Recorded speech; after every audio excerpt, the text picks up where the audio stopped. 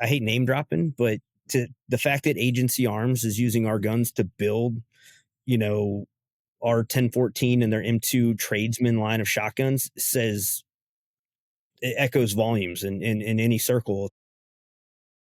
Welcome to GOA State of the Second podcast. My name is John, and I am joined today by Adam and Jahred from SDS Imports. Guys, how are you today? Awesome. I am hot. It is hot and humid in South Carolina today. I'm in a hot hotel room in Istanbul, Turkey. Well, I'm glad I'm in a nice air-conditioned studio in South Carolina to do this one. Well, guys, let's start off. Let's get a little backstory on SDS Imports, where the company started, how you guys have grown over the last couple of years, and start with that. I'm Jahred with SDS Imports. I'm our digital marketing manager. So I handle pretty much all the things you see that happen with our website, our social media. If you come to any of the booth shows and we do interviews, I'm kind of the guy that they put in front of the camera. Just been with the company for a couple of years now, and I love seeing the progress we've made. It's been a really fun adventure to see a company that's kind of taken, I guess, a so-so reputation for imports and like turn it around and just make phenomenal products that just keep impressing customers every week.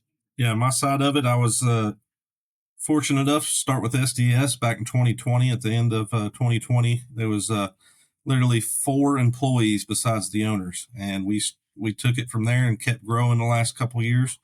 I went from warehouse lead to general manager to operations manager to now I'm product manager. So I've kind of worked my way through all the different systems, helping build where we're at. And I had my hands in a lot of things. And like Jahred said, we're trying to take that reputation, not only of just imports, but Turkish manufacturing and, shine a better light on that, because they've caught this stigmata of just being cheap shotguns that don't work. And the reality is, if you find the right manufacturers, like we've spent the last couple of years doing, you find that you can get great quality firearms for an affordable price. And that's what we're trying to pass along to the American consumers. No, and I love hearing that. I love seeing the growth of SDS Imports over the last couple of years. You guys have added a number of different lines to your repertoire. So first we've got the Mac line. You brought back Mac. And then you've got the Tisas line. You've got Spandau, Tokarev shotguns, and now Inglis. I mean, you guys have really brought a lot of the old names back, like Inglis and Mac, and kind of put a new spin on it and brought it back to the forefront of the firearms industry. What was the thought process behind bringing Mac and Inglis back and all the other brands that you guys encompass underneath SDS Imports? Some of it's marketing, some of it's just kind of, pulling on the nostalgic heartstrings of a lot of shooters. As Adam can tell you, working with Turkish manufacturers, sometimes it's hard to bring their company names over to the US and they translate well, or, they roll off the tongue, as well as something like Military Armament Corporation, which doesn't really roll off the tongue when you say it long form. But we kind of found manufacturers that were willing to build products that kind of fit those brand names. And we're not just buying their product, we're building them to our specs. We're saying, hey, this is what the American consumer wants, this is what they demand. And then if we find a product that fits with the manufacturer, we kind of look at a namesake that's going to make that fit as well. Inglis was a no-brainer.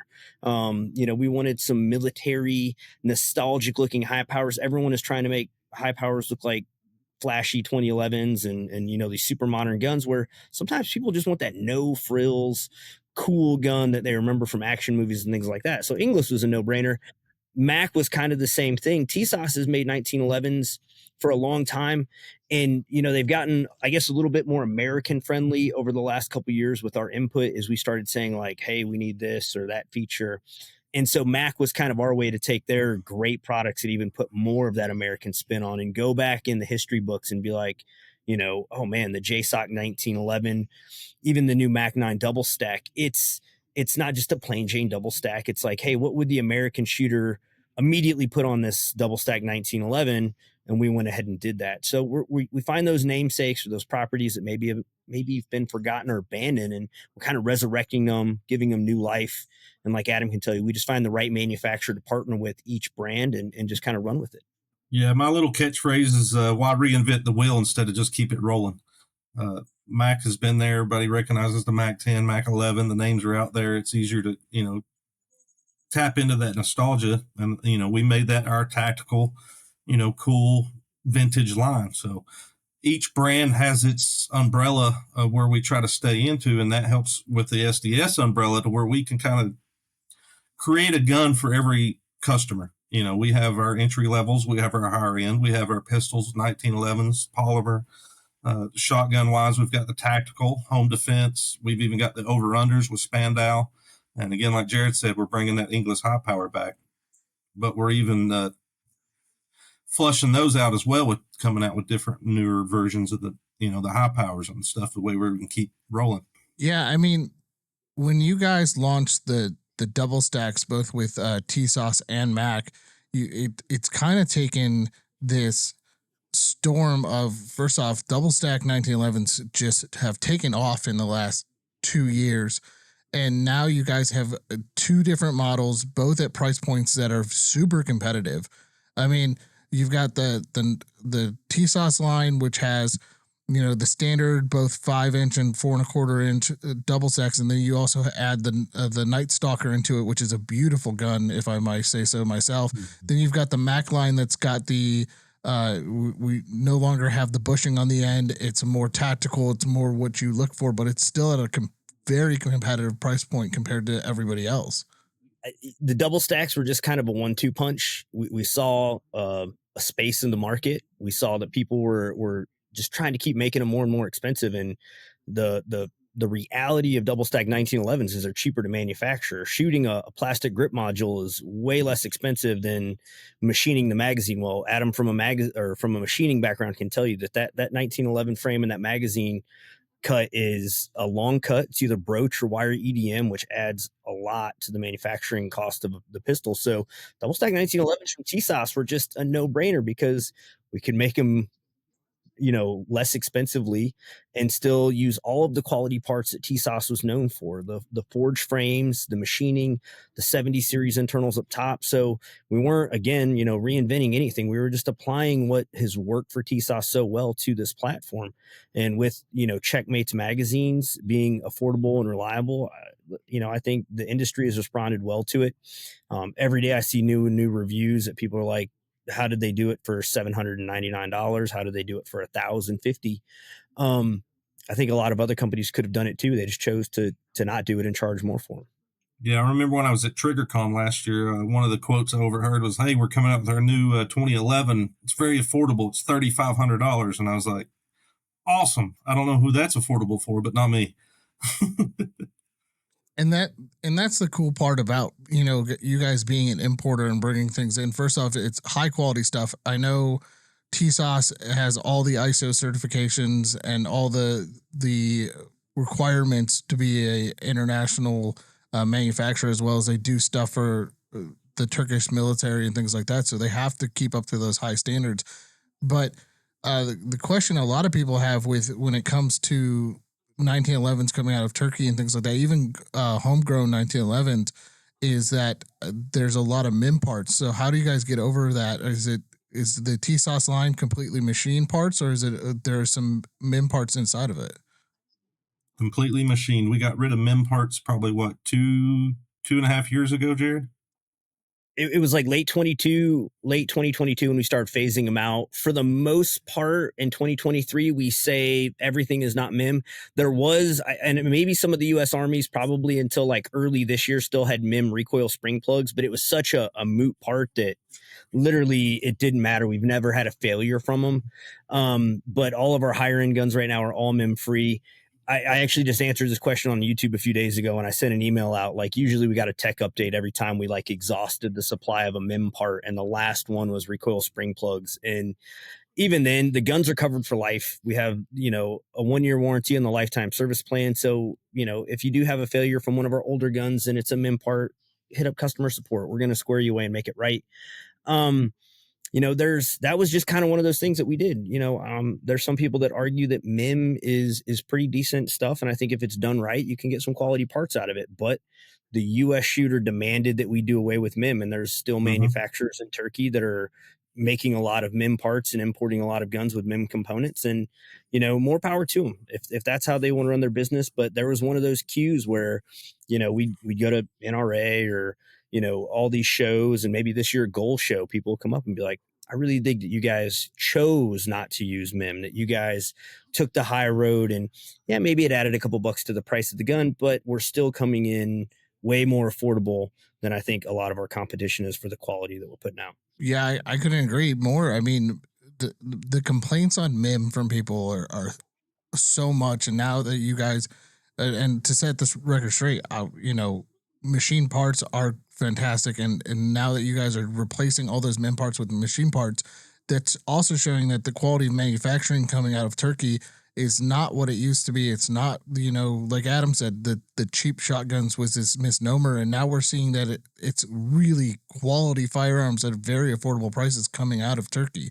I've been in a lot of manufacturers this last week and a half, and I'm truly seeing what they're doing over here. They're running, brand new machinery, CNC machines, stacked in the manufacturers, quality assembly teams that are following prints. They've got prints up. I mean, I was in manufacturing before, I've been in the firearm manufacturing since 2015. So I've worked in a lot of shops myself, and these guys are running top-notch shops. If it don't work out for me at SDS, I'm moving to Turkey and getting a job here and start running machines. Because they take care of their people at all our manufacturers. They're feeding them breakfast, lunch. They take their breaks. They've got super clean facilities. I'm walking around getting to meet everybody and, shake their hands, thank them for making my job easier, because they're literally, they're putting in the time and effort over here, and they're listening and learning from us. If there's something that comes up, they want to know about it. Literally, customer service had a customer reach back out and said they were missing their pack of accessories in their box. I spoke with our manufacturer contact. He pulled up the camera feed of where that box was actually packaged at, the serial numbers going through, and he showed me where that was put in the packaging. Do we question it for the customer? No, we just go ahead and replace it and then go forth. But we're working with the manufacturers to make sure our quality is, kept to a standard, and they're working with us to do the same. With us, it's all up front. We're using the manufacturers. If that gun's made in Tokarev, it's made in Tokarev, and that they actually own that name, and that's their factory. There's some factories over there, and it's just like here in the U.S. You'll go to some machine shops, and it's not clean. They're using old, worn out machinery. They have run out tolerance issues and things like that. And then you see some facilities that they're building NASCAR engines in Mooresville, North Carolina. One of the companies that we use, when we got like a tour of their factory, you could have put that in Mooresville under Roger Penske or whatever NASCAR aerospace facility, and it would have put it to shame. I was like, so I think a lot of people are like, oh, Turkey, they're still living, in the mountains. No, guys, like it's the machinery that they have there rivals what we have here. Some of the machine shops over there, we could learn a thing or two from them and how they're doing things. So it's just like here, you got to pick the right vendors and the right manufacturing partners. And because we have guys like Adam going over there, we're just not waiting for the containers to show up at port here and say, hey, we got a bunch of guns in. Adam's been in Turkey for the last week.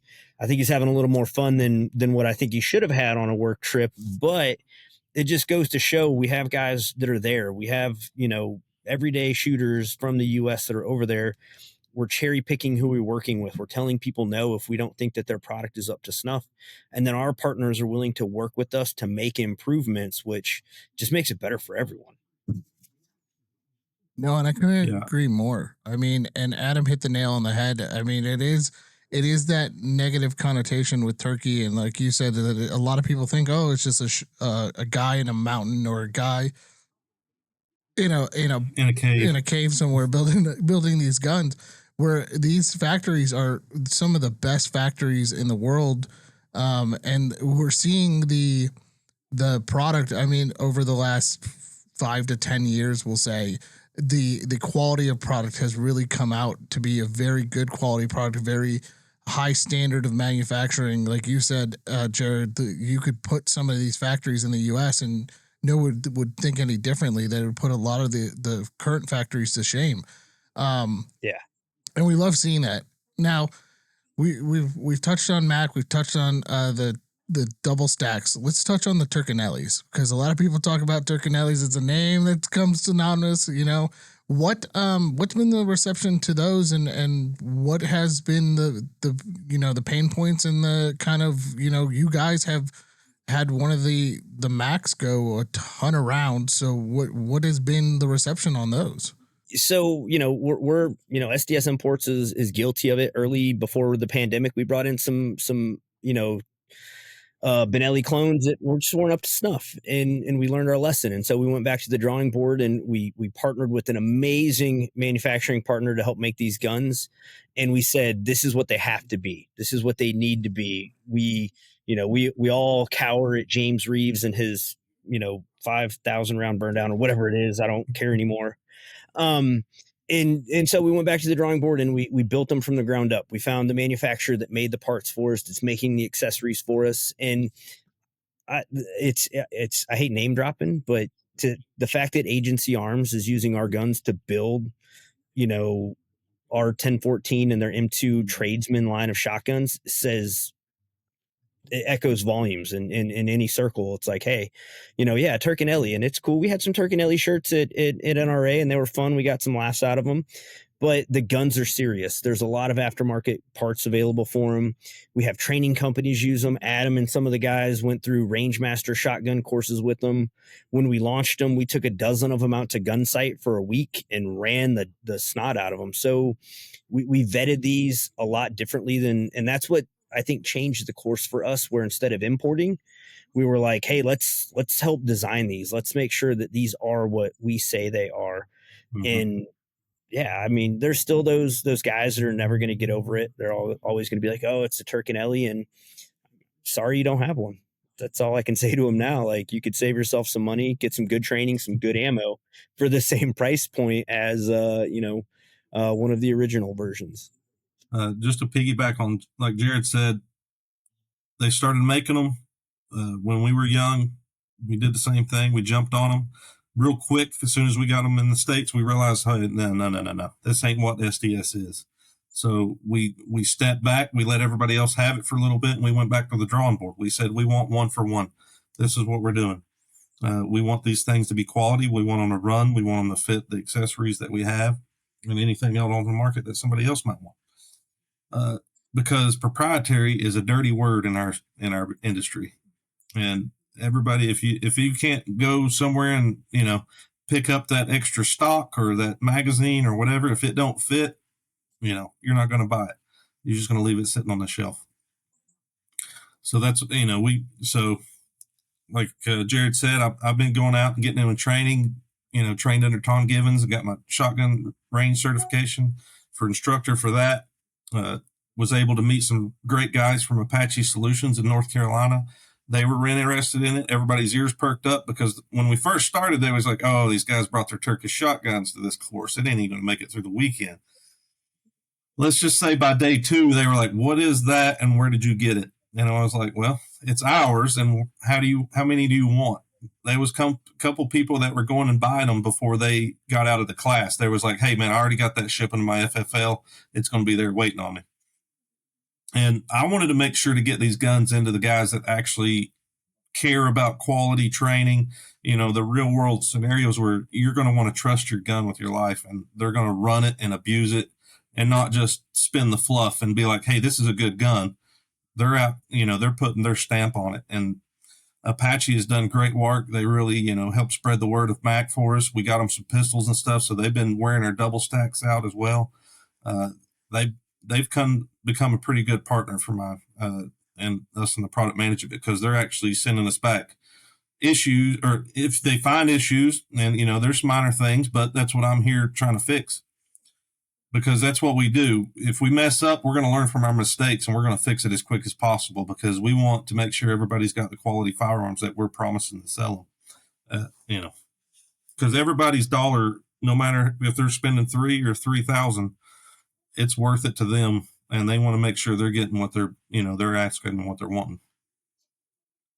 No, and I said that speaks volumes about SDS Imports and who they are. I mean, you guys are bringing in guns, even though you're not the direct manufacturer of it. You are in control of the quality. You're in control of the guns, and that builds a strong name. And we've seen the growth of SDS imports over the last 3 to 5 years. I mean, you guys, it went from, oh, they're just another importer to now, hey, you guys are bringing in some of the highest quality guns from all over, from Turkey and everything like that. That goes into the next company I want to talk about with this. It's the quality of those Spandau shotguns. They are some of the highest quality shotguns I have seen for a price point that is super competitive for the quality of materials that go into that. Jahred, do you want to touch on the, your partnership with Spandau and how that gun has become like synonymous with pheasants forever? Man, the Spandau project, Jeff Jackson, the project manager for that product, he was a collegiate shooter, trap Mm-hmm. ski, sporting clays, all that. And it was a passion project. And we all kind of looked back at the shotgun market. It was either really cheap or really expensive. And there was this hole. And if you notice, we're just finding those places where we can fit in. And he went overseas and he worked for a while and like pretty much designed these from the ground up. And it was like, this is what we want for this and that. Mm-hmm. A big part of the focus on Spandau was youth shooting sports. So we wanted to price them that, a parent that their kid was getting into competitive shooting could afford it, not really compromise on a lot of things, and have some money left over for extra ammo or more of those traveling trips. And I'm an outdoorsman. I'm a hunter. I think more than anything, the Premier Field is that's my baby. I love that gun. I shoot that thing every time I get a chance to. Even my son, he comes up, he's like, Dad, I want to get into competitive shooting. And I was like running to the safe. I had like ARs and extra pistol belts. And he's like, I want to shoot shotguns. And I was like, I don't know nothing about this. And so this brand is very beginner friendly. It's very affordable, and for what you get is amazing. I think Jeff and the whole project management team, they knocked it out of the park with that. The manufacturers are using for those guns over there have decades, if not probably a century of experience building high-end shotguns for competitive shooters. And again, coming out of Turkey. So it's just us finding those right partners and making the products that I think fit really well. It's been a blast. I can't wait for July. We're going on a 10-day road trip, starting at like the SCTP Nationals and hitting all these summer shotgun sporting events. And I think we're going to end up at Camp Perry. So it's going to be super fun to get out on the range and see people, teenagers, even young adults, college guys, and maybe some old timers out on the range using our guns and just having a blast. And, if you're not into over under shotgun shooting, sporting clays or trap, try it out. It is a blast. I mean, I still like 3-gun and dipstick, but man, getting out there with a shotgun and a golf cart, come on, it's a blast. It's golf with guns, and yeah. I literally showed pictures and explained that to one of our manufacturers over here of our over unders, because over here, it's all about hunting, pheasants and quail and all that. They don't get to go out and, shoot clays and pigeons and, stuff like we've got Iron Mountain back home in Kodak. We're able to it's basically golf with guns. That's all it boils down to. But I was able to visit our over-under manufacturing last week, and I was speechless. I was left speechless. Basically, what we went and found one of the highest end over-under manufacturers, and we told them, what can you make us in this price range? And what would that look like? And they gave us, we hit, Jeff Jackson, like Jahred said, he really gave birth to this brand, and, he went and did all the legwork. And these guys, I'm literally went in there, they're CNC machining out the parts, and then they have a crew of people in there with hand files, part by part, that build on top of each other to make this stuff like watches. And then the wood is being hand checkered. I watched the lady hand checker it for like 15 minutes before I had to walk away, before I had a little tear crawling down my cheek. Well, and that's amazing. That, again, that speaks out to your partners and who you pick to do these things. And think of, if I were to not know what you just said, and I look at the Spandau shotgun and I look at the pricing, I think, okay, well, that checkering is laser done, or the parts are fitted. It's a very quality built shotgun. But to have somebody hand fit and hand do this, that just speaks volume to the craftsmanship, the quality control that goes into that line of shotguns. Yeah, the attention to detail is just ridiculous. Like you said, I'm kind of newer to the side by side and the over under for the skeet and trap. Like Jahred said, that was Jahred, or that's Jeff's world.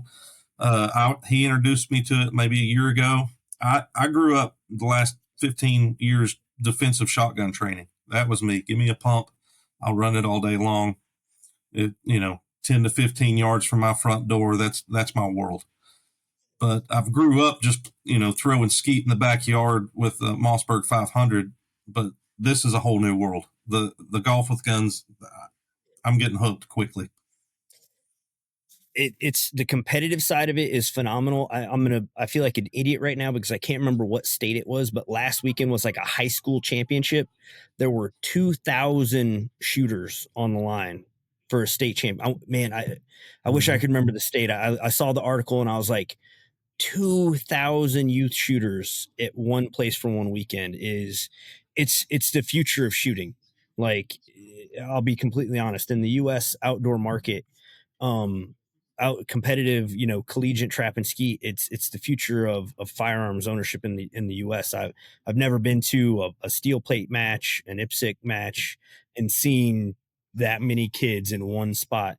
The SCTP Nationals is a week-long event for outdoor trap, skeet, and sporting clays. So it's huge. I'm excited about it. The hunting shotguns that we're going to come out with Spandau. As a marketing guy, I hope I get to go on a hunting trip this year. Neil, my boss, if you're out there, Adam, you want to come? Like, John, you want to come? So I'm in. We're taking that brand back. Trip. Let's go.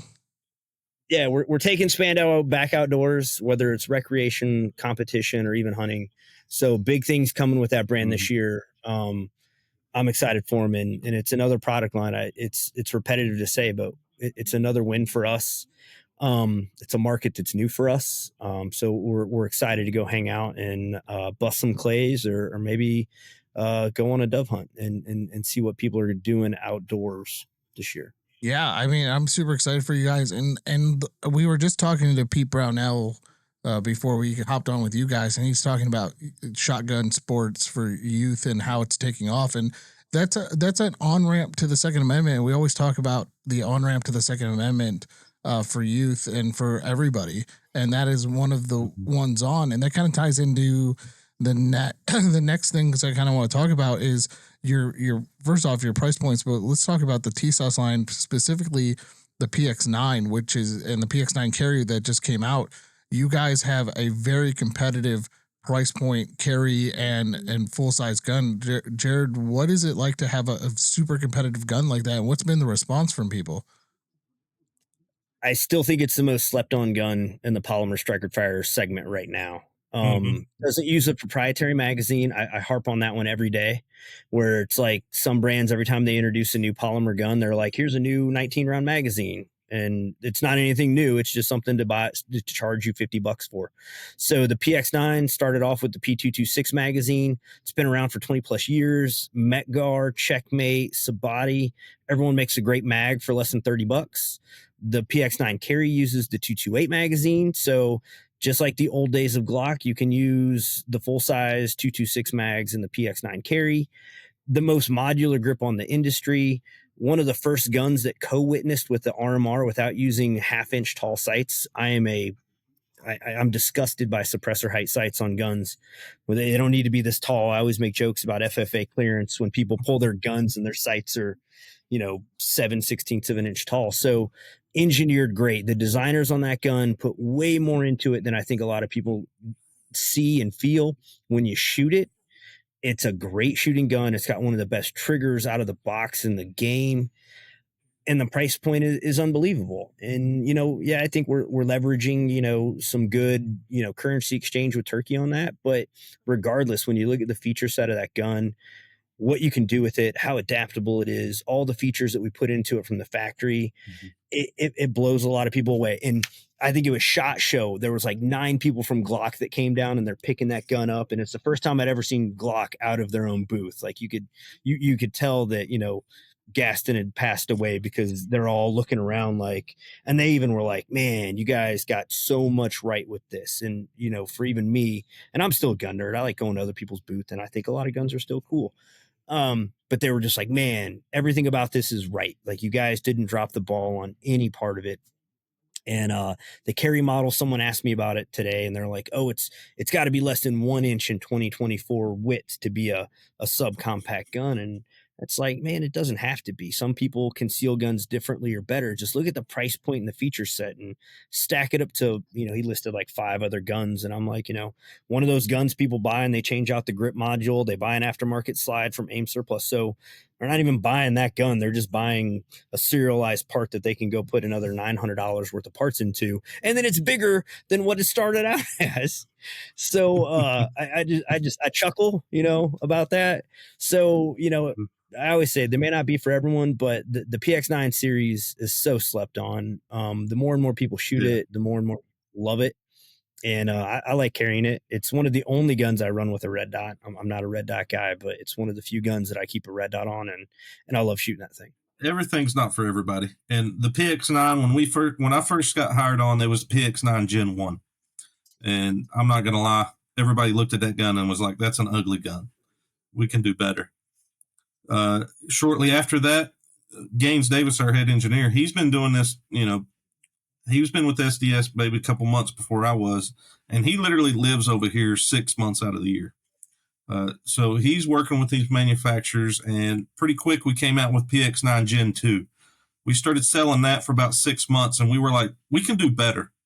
And that's what we did. So that's where we're at now, is the PX9 Gen 3. Everybody in marketing and sales was like, no. You can't switch from Gen 2 to Gen 3 that quick. But we were like, yeah, we can do better. So we stepped up. We made it sexy. We made it look good. We got the price point to where we wanted it. We got all the features, all the add-ons, the trigger upgrades, the sight upgrades, everything that everybody was asking for. We made it happen. And that's where we're at now. And we just keep adding to that line. Everybody wanted a carry model, so we gave them a carry model. They were asking for 5.7. We got them 5.7. If you keep asking for 38 Super, Jahred's probably head's going to explode. I would want 2mm before 38 Super. Well, that kind of leads into my next question. Jahred, as the digital marketer and your director of marketing, Neil, you guys have your product manager here who's constantly updating guns and making sure that they're perfect. What's it like from your end, especially when people are asking for like 38 Super, 10 mil, let's see, 30 Super carry, what let's go down the list. What's it like from you guys who have to pivot super quickly to change the marketing to get things the new iterations marketed?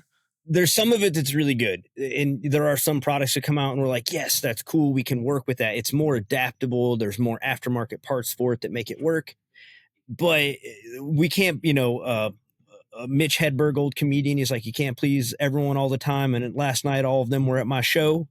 I think consumers, no matter what, you could do every product in every imaginable, and we'd have like 1 billion SKUs, and we would sell one of that SKU to that one guy. One of my favorite hashtags on Instagram is support your local gunsmith or support your local Cerakote guy, because they're like, make it in, 1971 Corvette Stingray red. And it's like, or support your local Cerakote guy and they can make it whatever you want. We get it with optics cuts a lot right now. And they're like, make every gun in every style of optics cut. And it's like, or you have a local gunsmith that is phenomenal with his Bridgeport. He can make it whatever optic cut you want. If we made all of those SKUs and every different variation, it would just add to the price, cost, and then things like that. So I fully understand it's impossible to do everything. So some calibers, it would be cool. Some of them I get, some of them I don't get. Would this 30 Super carry? Like, I don't get that one. They put a lot of marketing into it, but even for me, it's not cool. And I'm like an obscure caliber guy. I like my 300 Blackout. I was a 300 Blackout guy long before it was as mainstream as it is. But, when Adam and those guys make changes, for the most part, they're always for the greater. Like, hey, we're changing this thread pitch so it fits more aftermarket. From the consumer standpoint, we kind of grunt a little bit, or we got to be like, well, how do we explain this to the customer? Sometimes we got to deal with the back end where we have old stock floating around, and but I think that's just the industry, and anything you do, you can't keep the same product around for 30 years. It's just not how it works. Can't even keep the same product around for 5 years anymore. Sometimes it doesn't work that way. So yeah, I get gray hairs about it. I think we had an email a couple days ago from our new CEO, and he's like, "Hey, how come you guys don't bring this stuff up in meetings about like customers unhappy about like it being a number 2 Phillips head or instead of a JIS?" And it's like, you don't want to hear that. Like, if I brought every complaint or every wish of every consumer to every meeting, it'd be like a 6-hour meeting. But for the most part, we do they've good got with some it. fun ones. Yeah, but we do pretty good with it. Some days it's hard when we send out an ad campaign, or we have a print ad, and the next month we're like, we're changing the SKU, and it's like, but it's business, I guess. Just know that it's for continual improvement, that we're not backpedaling on anything. We're not doing it because we're making things worse. We're not like, we should just make this more difficult for consumers this week. Yeah. It's generally with something better or newer. But from a marketing standpoint, some days you just can't, you don't get to pick the battle. You just put your helmet on and you run into it and hope for the best. It's funny you say that. So my favorite saying when I was at Faxon, we used to get people coming up to us and be like, "Oh, I need this in this obscure caliber. Me and 5 of my friends will buy it." Well, we'll get 50 more, and we'll talk about it. But 50 is a little. That's a little, but I get it. I get it. I think even back in the day, I would be like, Brownells has a great selection of reamers. But it is, and I guess it's just me. I think part of gun ownership is tinkering a bit. So if you want it in an obscure color, man, take it to a Cerakote guy. They do awesome stuff. There's gunsmiths all over. A guy down in Louisiana we met at Maniacal Arms, he's doing like 5.7 bolt guns, and I'm like, that's cool. That's really cool. So yeah. Well, speaking of Cerakoters, rest in peace, Mike from Blown Deadline, one of the best. Oh yeah. You brought up 5.7. PX 5.7 came out at SHOT, and it's now you've got the optics ready one. It's getting ready to ship here soon. Why 5.7? I know it's got this resurgence and it's becoming popular. What made you guys? A lot of people were like, what made you guys do 5.7? What brought the 5.7 to the market? And what was it like trying to import a 5.7 with all the import restrictions that are going on? We needed a PX Extreme. I think Tisas has sold that gun on the international market for a couple years ahead of us in the US. So that was something that I guess maybe in certain countries that it's more popular, or it was gaining popularity overseas for I don't know, whatever reason. But in the US, you're right. There is kind of that resurgence of it. A lot of manufacturers started making new carbines and things like that. I actually got to go down to Gun Talk Media and take part in the inaugural 5.7 Fest, and I learned a lot about the caliber and got to hang out with a lot of different manufacturers about it. And, from an ammo standpoint, there's more types and varieties. Hornady has a new critical defense 5.7 round that was bonkers cool. We were running bill drills with that. Out of all the ammo it got picked. We were just running bill drills with critical defense. But Federal's down there. They had Spear, so there's gold dot options. I think it's just we're just trying to find ways to give consumers more choices. And, there's some of those things that just in the gun industry refuse to go away. 5.7 is that. With the resurgent in 5.7, I think it's cool. I think, seeing it in a bolt gun, it'd be a nice, short, compact little varmint rifle that would be, great for groundhogs and things like that. Hang on. Yeah, write that down. Write that down right now. But it's cool to see manufacturers just getting into places that aren't the comfort zone for a lot of places, and taking something that maybe FN, was super serious about like 10 years ago and just let it stagnate. Those guns were cool when they came out, but I think we have the best trigger in the 5.7 platform. We didn't change triggers like a lot of companies do. We were like, the PX 9mm has a fantastic trigger. Let's put it in the 5.7, and it worked out phenomenally. I don't know. We'll see how it keeps going. The gun industry kind of makes these weird laps sometimes, where a couple years ago we were like, let's get polymer guns and make them as small and lightweight as we can. And now I see like guns that typically have polymer frames have metal frames, and then M16A2 clones are all the rage again. We spent 20 years chopping those guns down and getting rid of forged front sight posts, and now there's like 20-foot billboards with that on there. So I don't know. Howard Anderson loves us. Like, so I don't know. Sometimes the gun industry does weird things, and it's fun to be a part of it. I guess I've been around long enough with it. I'm on my second or third lap with some of these guns. Key Mod 2025. Oh, why? No, nobody wants. That's how, you know how Key Mod started? It was literally somebody looking at a shelf thing that you build shelves, and that's Sideways. how. Oh, okay, so that's how we're gonna put on these accessories. It'll happen. Noveski, they're gonna have a forged front sight base AR with Key Mod next year. And everybody will go nuts. Yeah, Well, yeah.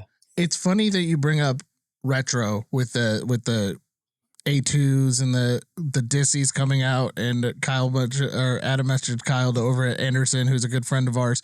But as an importer, I mean, retro's hot right now. Are you guys looking at anything retro that you can allude to, or is it just like the Mac 5? Man, we've been doing retro for years. The Tisas 1911 U.S. Army is like, I would argue, probably the most popular 1911 model in the country, and has been for a long time. Now stamped with CMP. Yeah, the CMP civilian is a marksman stamp of program approval.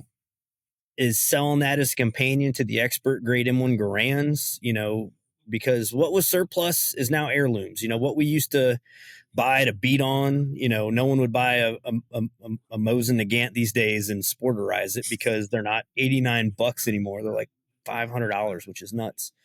So the U.S. Army kind of like gave us a good roadmap or pathway for that. You know, the Inglis L9A1, another step in that direction, just a way to take an old school gun and give people an affordable option. The soon to be released Mac 5, another one. It's there's those guns that, you know, us as guys and grow up watching action movies. I just watched Predator like over the weekend, and I was like, dang, MP5s are cool. M60s are cool.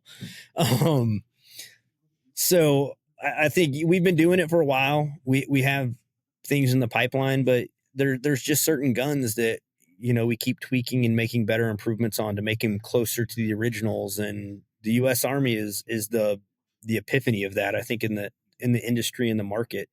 We've done it for a long time. We've done it really affordably. The JSOC 1911 pulled on some heartstrings for a certain select group of people. Me being a global war on terror veteran, the Mac 1014, you know, if you were in Iraq or Afghanistan and you saw a Marine carrying a Benelli M4, you're like, that's cool. I want one of those. And you just had this crappy little pistol grip Mossberg 500. You're like, the Army hates me, you know? So there are those cool guns out there. And I think, you know, Adams probably knows a little bit more about what's going on in the new product meetings. I was the only person in our new product meeting this morning, and I'm like, what's going on new? No one tells me nothing. Yeah, well, we were a little occupado at the moment. Like you said, we've got the Mac 5s coming real soon, and when I mean soon, I was inspecting the first shipment today. And again, that just goes back to I was in the warehouse with no air condition and the 90-degree weather here in Istanbul, Turkey, inspecting guns for about 8 to 9 hours, and then another 9 to 10 hours tomorrow. Fun times, right? Like you said. But I mean, we're the older guys, and we're designing the guns, and we're going to go back to what we love. So Jahred just mentioned Predator, and if anybody knows me, they know I love Predator. And let's just say I found some engineers at Turkarev that know what I'm talking about when I was talking about Predator. So you may see some influences from stuff in some of our stuff, you know. So we're 80 action movie kids, so that's what we're loving. That's our passion, and we're going to bring what we love and bring it to everybody else because, you know, it's what we do. We're gun guys. We're gun guys working in a business for other gun guys. Well, you brought up 80s action. I'm going to request like 4 things from you guys. You can tell me yes or no later, but these are my requests from the industry as a whole. First off, I want to see a Bren 10 back. I want to see Gen 3 Smiths back. I want to see somebody come out with a dope tactical M1 Garand or something like it, or anything retro 80s cool. That for some reason that's hot now. I love it. And I don't know why I love it, but listen, if you guys can do a Bren 10, just that you pull on so many heartstrings. You think I'm joking? Miracle workers. He thinks we're miracle workers, that we can just show our hat and pull out. I have met my fairy. Listen, I met my fairy godmothers this past week, so never doubt the Turkish ingenuity and determination to make something happen. These guys mean business. Jahred, did you want to comment anything on the Bren 10? Man, like, it'd be super cool. You know, I think 10 millimeter, another one of those resurgent calibers that is cool. I've been shooting our Yukon a lot, little 4.25 inch. So maybe, I don't know, a clone of that that'd be pretty legit. I think that would do it. But it's up to Adam and the powers that be. I just market it. So but I'll put it on the website. I'll put it on the website with the coming soon tab. Just there you go. Every 80s, anybody who watched Miami Vice is like, oh yeah, that's a thing that we want back. I mean, Galco still sells the rigs, right? So, yep, they still sell the we rigs. Went Beverly Hills Cop with the high power, so there you go. If you want to go ahead, let's talk about where to find SDS imports, where to get stuff from SDS imports, socials, all that other stuff, and anything that new you want to talk about. So as always, our information hub is always sdsimports.com. We are on all the usual suspects for social media. We kind of navigate the murky waters like everyone else. So, SDS Imports on Facebook and Instagram are probably where most of the content goes. We do have pages for Tisas, Tokarev, Spandau, Mac, and Inglis. We kind of just repost a lot of the stuff that goes to SDS on there. YouTube as well. We're a very socially active company. So if you guys message us on Facebook or you're posting content, let us know. We're going to get in your comment section and mix it up. I was sharing some of the goal stuff this week, and we were going through the GOA to say hello. New products, Mac 5. That's what's coming. Well, guys, thank you again for joining us today. I really appreciate you guys doing that. Guys, make sure to like, share, and subscribe. Hit the little bell for notification. If you're on the podcasting host, leave a 5-star review. Have a great rest of your day.